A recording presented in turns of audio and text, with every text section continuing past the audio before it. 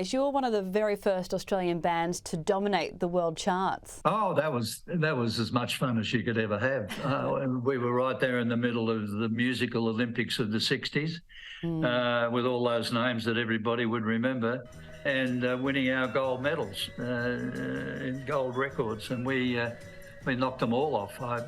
No one could believe that we went straight to #1 with our first song, I'll Never Find Another You, and then straight up to #1 with the second song, A World of Our Own, and straight up to #1 with The Carnival Is Over. That was just 1965, and there were plenty more to follow. But we were then named by the New Musical Express in their awards program that they handed out every year. It was like the Oscars in the music business in those days. With London being the centre of the musical world, we were named top best new group internationally and went to a big concert at Wembley Arena with everybody, 30 different acts. Well, the group that won it the year before us were the Rolling Stones, and the group that won it the year before the Rolling Stones were the Beatles. So from the awards point of view, we were in pretty elite company. And also they were on the show that we played at the Wembley Arena, which everybody can find it on YouTube if you want to have a look.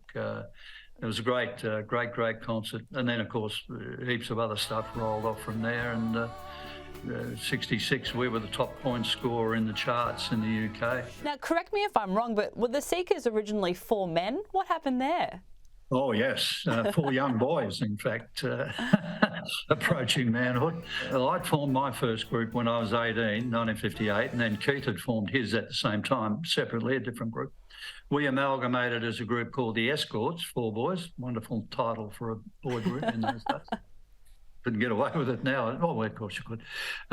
Anyway, then we morphed into the Seekers with 3 of those people, with Bruce Woodley, who I started working with in an advertising agency in Melbourne. And we tossed a coin one day, Keith and I. It was very folky, bluesy, skiffly, and we needed a name for the new group, so we tossed a coin. It was either going to be the Circus or the Seekers or the Searchers. Well, fortunately, it came down Seekers because we'd never heard of the Searchers, who were about to break big in the UK.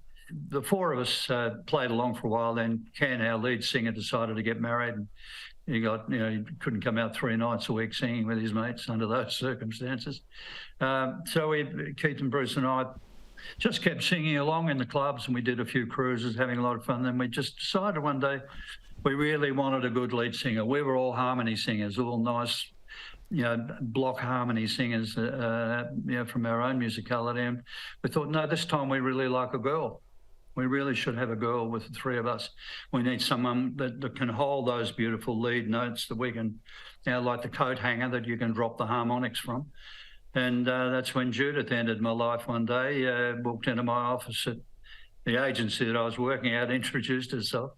I'd heard of her through her sister Beverly, and I was going to go and hear her sing.